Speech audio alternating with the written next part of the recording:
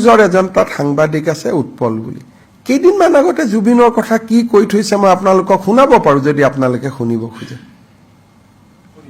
শুনিব মই শুনি লওক তেতিয়ালে তেওঁলোকে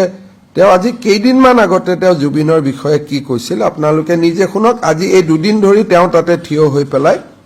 মই আপোনাক ভিডিঅটো আপোনালোকক দি দিছো আপোনালোকে কৰি ল'ব মোৰতো লাজ লাগে ইয়াত এইবিলাক ৰাজনীতি কৰিব কাৰণে এইজন হৈছে প্ৰাগ নিউজৰ সংবাদদাতা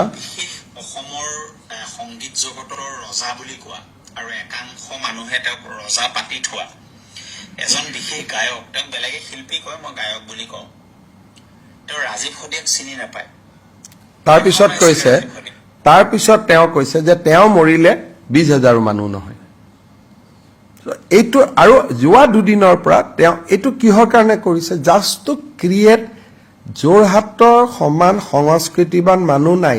বহুতে মোক যোৰহাটৰ ভাল মানুহে কৈছে যে মুখ্যমন্ত্ৰীয়ে চেষ্টা কৰিছিলে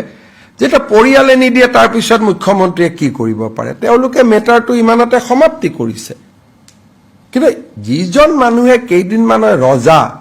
গায়ক বুলি মই কম এই যেটো প্ৰাগ নিউজৰ কি নাম উৎপল বৰা এটাতো কোনোবাই যদি জুবিনৰ ওপৰত এখন এফআইআৰ দিয়ে যে জুবিনক অপমান কৰা বুলি এই মানুহজনৰ ওপৰত এফআইআৰ হ'ব কালি মানুহলৈ ৰাস্তাত 1.5 ঘণ্টা ভাষণ দিছে কালি তেওঁ 1.5 ঘণ্টা সময় ভাষণ দিছে আৰু যিটো বিভৎস কথা কৈ গৈছে আপোনালোকে শুনক কিন্তু জুবিন জীয়াই থাকোতে আমি কেতিয়াও জুবিনৰ কা আন্দোলনত জুবিনে আমাক স্পষ্টভাৱে বিৰোধিতা কৰিছিল কিন্তু এদিনৰ কাৰণেও আমি এইবিলাক কথা কোৱা নাই কাৰণ এটা জুবিন অসমৰ সম্পদ আছিল গতিকে এই মানুহবিলাকে স্পষ্টভাৱে এটা গোটেই কথাটোক ৰাজনীতিলৈকে লৈ যাব খুজি আছে যেটো মই বাধা দিব চেষ্টা কৰি আছো 1.5 ঘণ্টা সময় কালি মানুহক উছটাইছে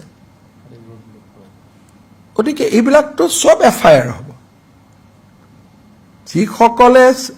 ফেক জুবিন অনুৰাগী হৈছে দুদিন তেওঁলোকে আসল জুবিন অনুৰাগীখিনিক তেওঁলোকে শ্ৰদ্ধাঞ্জলি জনাব সুযোগ দিয়া নাই